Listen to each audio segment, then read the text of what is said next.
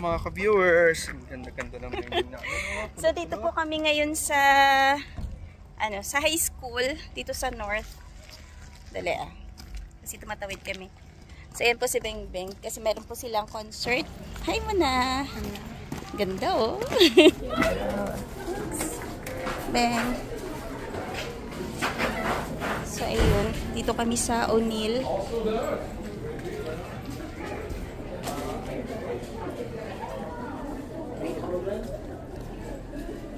So, pagdating po dyan, bigay lang tayo ng donation.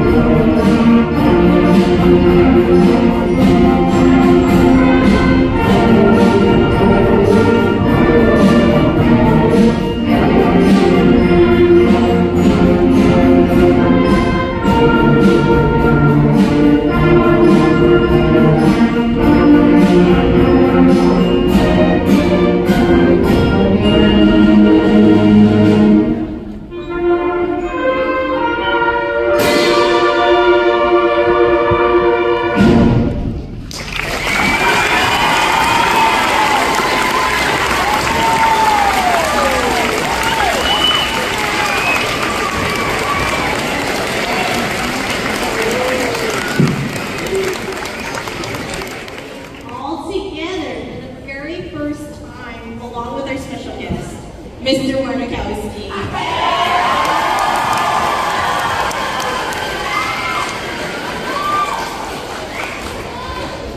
So, I truly believe that music is a lifelong gift, and that's no different. We are going to play Let's Go Band for you for our big finale, and we hope you enjoy.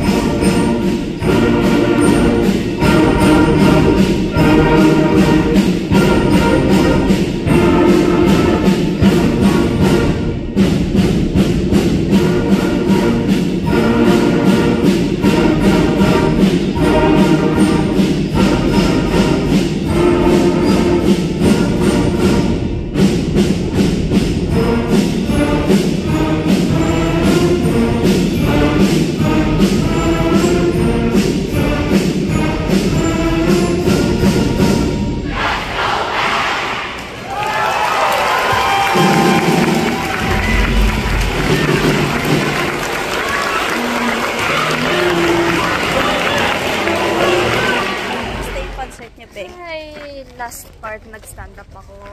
Bakit? Hindi ba dapat? Dapat nga, dapat kasi hindi nag-stand sila up. nag-stand up nga. Okay. So, ayun po, tapos na yung kanilang concert. Ayan o, uwian na rin sila. Ang oras ngayon is alas 9 ng gabi, pero tingnan nyo po, maliwanag pa din. Nakita mo ba ako nag-stand up? Nakita mo ba ako nag-stand up? Hindi. Kasi nagbi-video ako. Parang hindi sila nag-stand up, ako lang. Oh, baka hindi nila alam. Sinabi na nga eh. Eh, baka nawala sa isip nila. Eh, kasi nga, medyo na-late na nga yung yung program. Masandali may mga patawid. Alin? So, sa mga ka-viewers, daan muna kami ng Popeyes kasi nga, ayan o, gutom na po yung ating estudyante. Tanong, Bale. may rice ba sa bahay? May kanin ata.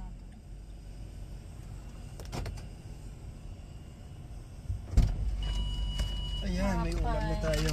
Ayan, may ulam na tayo mga ka-viewers. Kain ka? Nagkasaing ako. Gabi na, alas 9 na. Yung palang dagdag ko lang. Yung concert nila, Beng Beng pala, yung spring concert nila. So, every, before matapos yung school year, ayan po, nag-concert talaga sila. Tapos, kanina, hindi ko lang nakuhanan, pero, yung mga high schoolers pala na kasali sa banda, meron silang mga award. So, ayan, yun lang yung parang siguro nilook forward din ng mga kasali sa banda, Beng, no? Kasi syempre may pa-award, diba? So, yun lang po. Na-appreciate ng teacher. Yung effort nila ng mga sa estudyante na sumasali. Lalo na pagka high school pala, medyo maaga yung pag-practice nila. 7 ba? So, si Beng Beng, pagdating niya ng high school, sasali pa rin po siya sa band. At, ayan, titingnan natin kung anong oras yung magiging schedule nila. Kasi, narinig ko nga kanina na parang maaga silang nag-practice.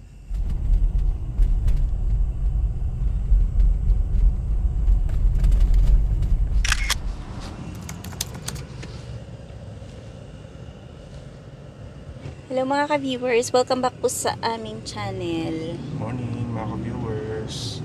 So ayan, dito pa rin po tayo sa bandang north. So daanan natin tong Argyle Street. Pakita natin yung mga kabahayan din po dito.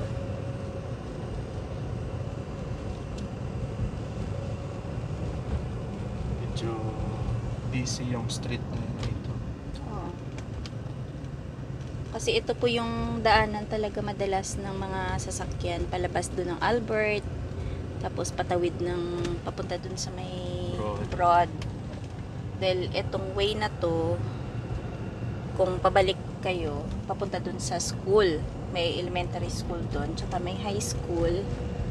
Tapos ganito po yung mga kabahayan dito. Magaganda din. Medyo maingay lang pag dumaan yung train. Ay oo, kasi may train pala dun banda. So yun yung park nila. Ito, pagdating dito, meron silang mga apartment. Tapos ito, malapit sila sa clinic. Ayan, clinic. At ayan, ito yung lagi namin pinupuntahan, yung Giant Tiger, may Dollar Tree. Ayan, may clinic din dun, no? Ito yung Northgate Medical Center. Tapos yung Life Labs pala andun sa tabi ng Giant Tiger. Tapos malapit po sila dito. Ayan, may Popeyes, car wash. Ayan, may KFC.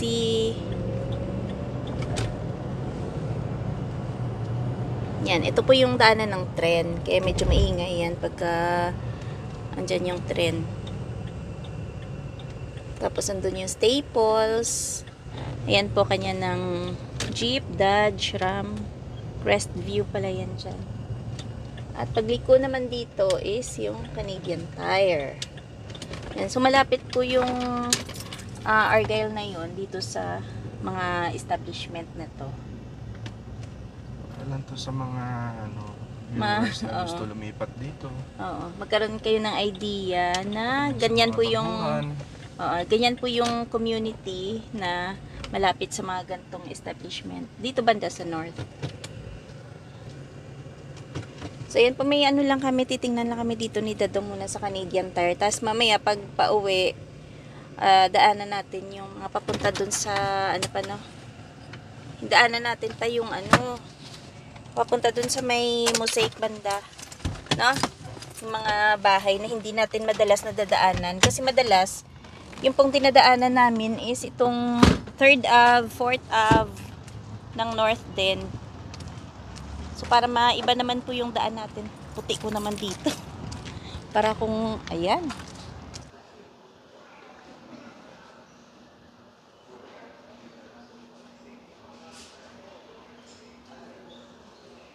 Mga pailaw.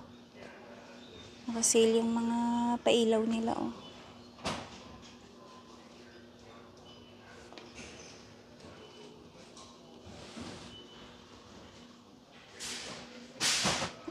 Para po sa mga ano dyan, mainitin nitong summer. Meron sila dito, Pocket Chill 25. Check tayo ng mga tent. Baka may mga nakasale sila. Ito po, may naka-clearance silang tent. Pang ilan to? Di ata nakalagay kung pang ilang tao. Parang lookout camp shelter lang siya. 250. Pero pwede din siya maging tent pa, no? Pag summer lang naman. Tagusan yung hangin. Paano pagka malamig. Ito, naka-sale. Coleman, 10. Ayan, no? 300 na lang. So, save ka ng 190. Laki, Ganyan siya, Malaki yung savings. Maganda yan. Pag yung malamig. Pero kung mainit. Ito nga maganda to kasi ano siya, pwede mo siyang i-zip. Ayan. So, parang fully covered ka. 260 naman. Save ka na 90. Ito, 165. Save ka ng 55. Dahil camping Season. Pwede na mag-camping, 300. Pero ano lang siya, screen house. Ayan, pwedeng lagyan ng mga food sa loob.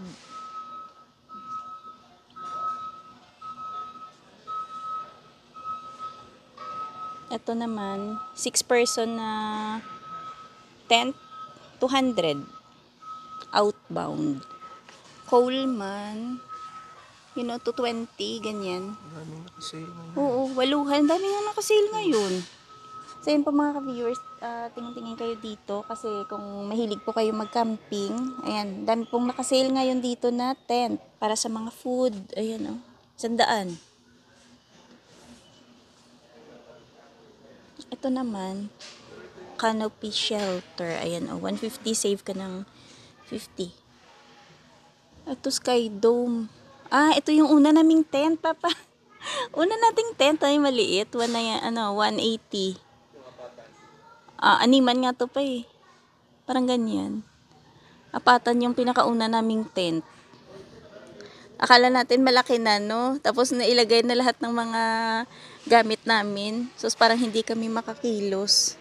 Yung ideal po na laki ng tent, pag halimbawa, 4 kayo, dapat mga pang-8.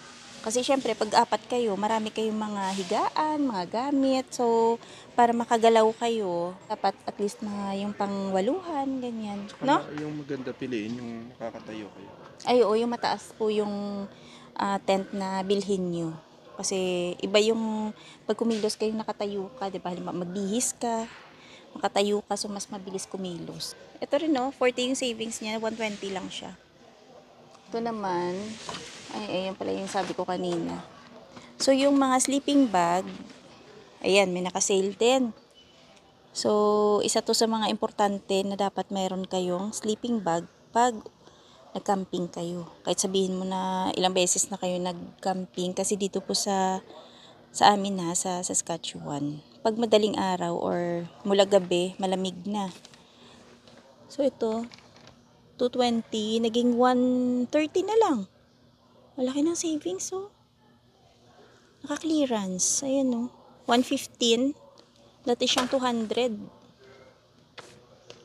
Ay, may ganito kami. Ito yung atin na, yung huli natin binili na. Ayan no, laki diba? Pero tsinaga namin yun. 80. 42% off. Dalawang pot. Maganda to pang sapin sa kot na halimbawa yung tigsi-single tapos isapin nyo to para na kayong may may foam na manipis. Ito naman woods, ayun 70. Save ka ng $25. Sana yung mga ka-viewers, yung mga for sure sa ibang branch ng Canadian Tire may na rin, ganito rin, mga naka-sale din siguro na. Tingnan natin yung airbag. Tara, doon tayo sa airbed. So, yung mga gantong camping essentials, ayan, mga medical kit, ganyan. Dapat may mga first aid kit, ganyan. Dapat may ganyan kayo.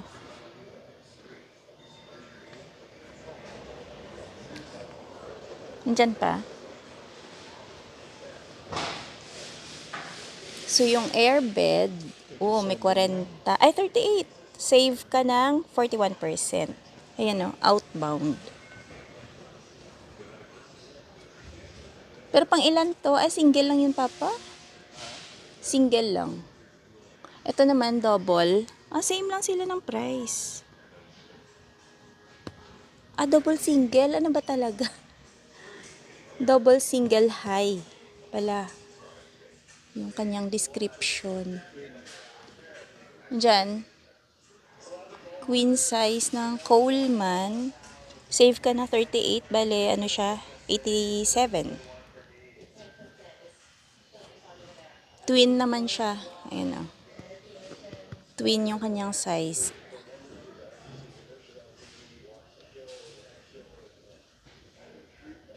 Ayan, 100. Save ka ng 35. Queen. Ayan yun, 100. Kala ko kot. So, ito mga upuan nila, magkano? Hindi siya nakasale, no? 140. Ayan. 140 yung mga upuan.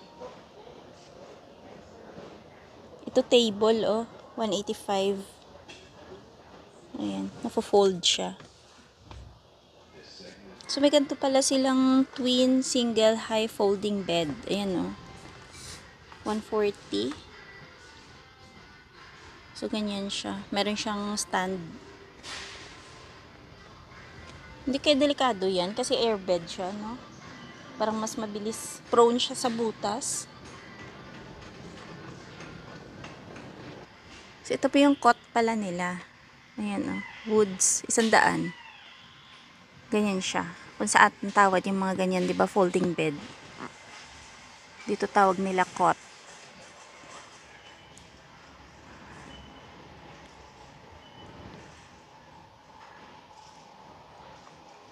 Mas malaki siguro to, no?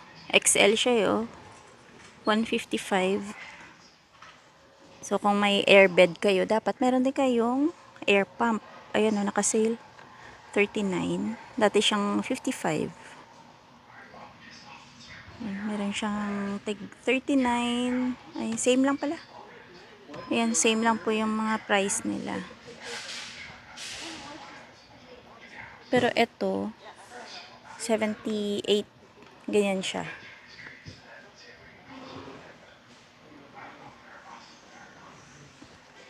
Ito yung mga basic nilang upuan, 35, yung ganyan.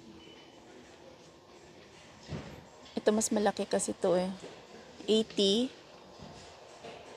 Ganyan siya. Ito naka-sale. 15. Ayan. Ito lang din yung mga binibili naming upuan. Yung basic lang. So, dami nilang stock. Siyempre, pag mga gantong upuan, medyo mahal. Ayan, 80.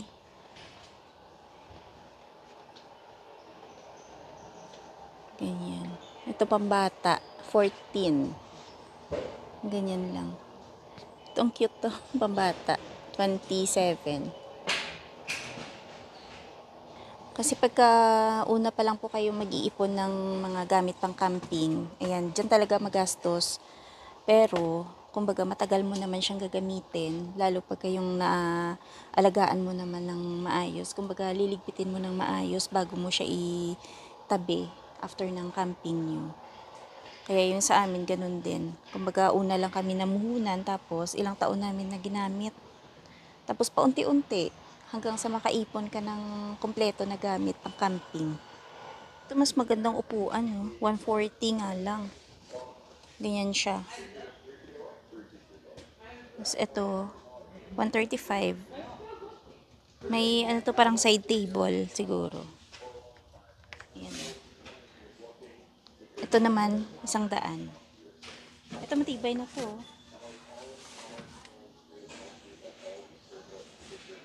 Meron po sila dito water jug stand, 20. Kung meron kayong water jug pang camping, yan, pwede nyo yung bilhin yung ganito. Diba? Up. Para hindi kayo mahirapan magbuhos ng tubig.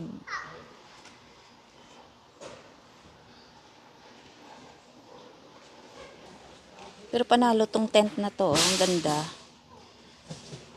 Ayan. Pang ilang tao to? 9. Ayan. Pang 9 na tao. Ang price niya is 300. Ang cute, no? Hindi pa dumihin yung kulay niya.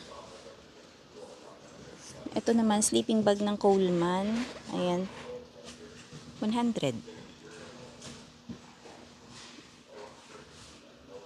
So, may mga chiller po sila dito. Kaso lang hindi siya nakasale. Ayan o, 80. Maliit lang, no? $25. Ay, oo. Ayan, 60 na po ngayon to. Dati nung mga bumibili, hindi pa dati mga 30 to. So, 29. 30 nga. So, ngayon 60 na siya. Nakasale pa yan, ah. Ayan. Mga importante to sa camping. At, syempre dapat may ganito kayo. Ayan. 19 na flashlight. So, ayan po, nakasale din po yung mga headlamp dito. Syempre, isa to sa mga kailangan natin pag nag-camping. Save ka na 960. Ayan o, 740 na lang. Isahan lang yan. Pero pag dalawahan, 23. Ayan o. Meron na siyang baterya.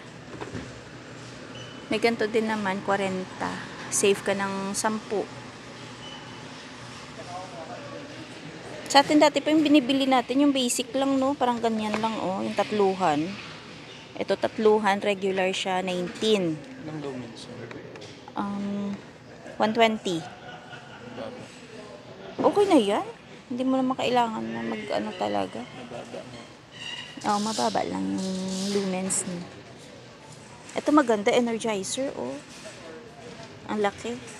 34. Ayan. Ganyan siya. Yung mga ganito pa. Maganda din to. Gantong flashlight. So, may blue, may ano yun. Ah, wala siyang baterya.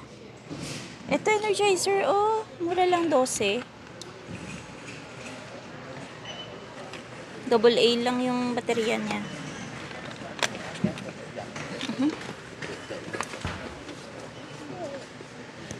So, yung mga ka-viewers, may binili lang si Dadong na 2 items. At, ayan, uwi na tayo.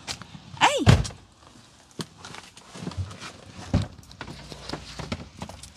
Pero, habang pauwi po tayo, titingnan natin yung mga kabahayan din na papunta dun sa Mosaic Stadium banda. Kasi hindi natin madalas na dadaanan yan dun eh. Tingnan natin yung mga itsura ng mga kabahayan dun. Anong avenue yan dun pa? Anong avenue yan dun? Anong mga bahayan dun? Mga luma ba? Hindi, para magka-idea lang din sila kung dun sa area na yun, anong itsura ng mga kabahayan. Diba? Yan yung mga bahay dyan na malapit sa mga magulong lugar. Oh, okay. Pero malapit din sa school. Dali, may parating. So, mga ka-viewers, may madaanan tayong food cart. Meron siyang mga donuts. Ano pa yan? Popcorn. So, pagka summer po dito, uso po yun mga food carts dito. Ayan, dito na tayo sa Albert Street. Ayan, oh. Mini Donuts. May coffee din sila. Oh, may pa-ice pop.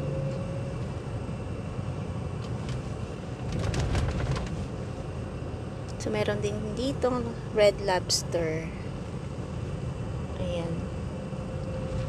So, itong way na to, north area pa rin to. Papunta tayo dun sa bandang Mosaic Stadium. Pasuray-suray ang aga, oh.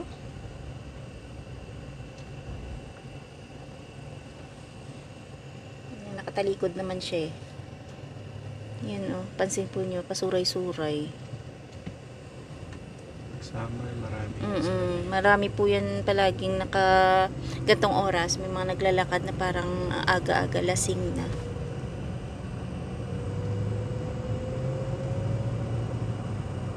Pero hindi naman sila nangingialam. Hayaan lang sila.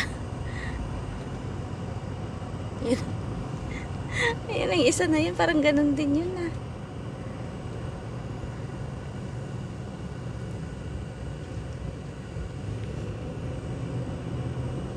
So, dito, marami dito yung mga paggawaan ng sasakyan. Ito yung Trades and Skill Center ng Regina.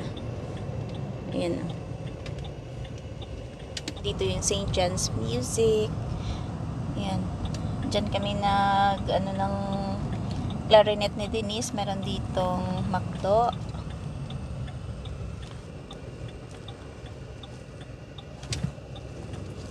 Andun, papunta na yun dun sa downtown.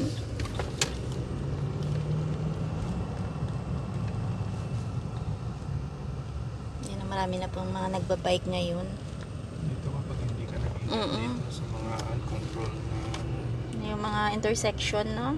Delikado mag-drive. Kaya dapat, ayun nga, dahil maraming mga nagbabike ngayon, dahil summer na, dapat talaga mag-ingat din sa mga intersection. Lalo yung mga hindi mo masyado kita, blind spot, mga ganyan. O, ito pala yung LS, no? Yung security system dito sa amin. So, ganyan po yung mga kabahayan din eh. Oh.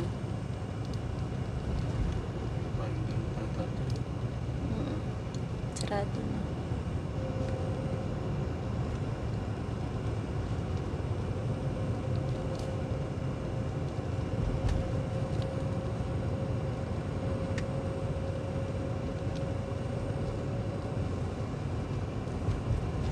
Tapos itong area na to pa, parang wala masyado dito mga establishment, no?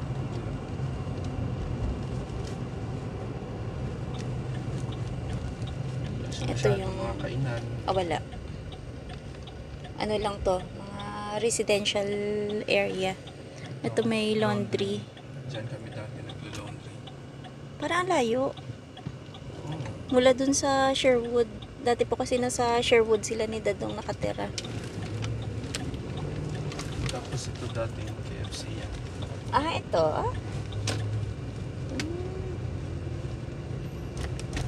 Ayan, ito po yung mga kabahayan dito.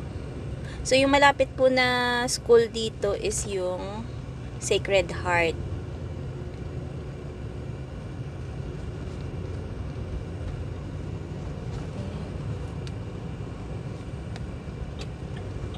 Regina Armory.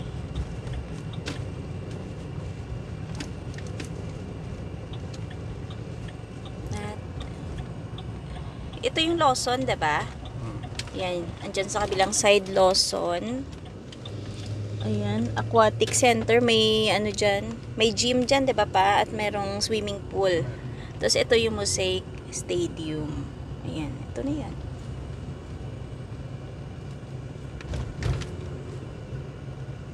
So, ayun po mga ka-viewers, hanggang dito na lang muna yung aming video for today. Maraming salamat sa pagsubaybay sa aming mga videos na paulit-ulit lang. Huwag magsawa sa paulit-ulit na Ano, alam ko po kahit kayo nagsasawa na, kahit ako minsan hindi ko na rin alam kung ano yung i-upload natin. Pero tuloy lang kahit papano para sustain lang muna. tuloy-tuloy natin yung pag-upload.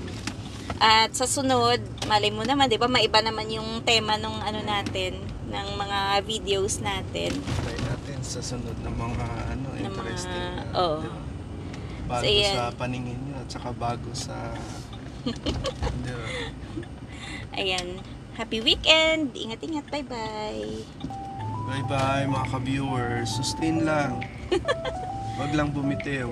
Tiyaga-tiyaga lang tayo sa mga paulit-ulit na videos.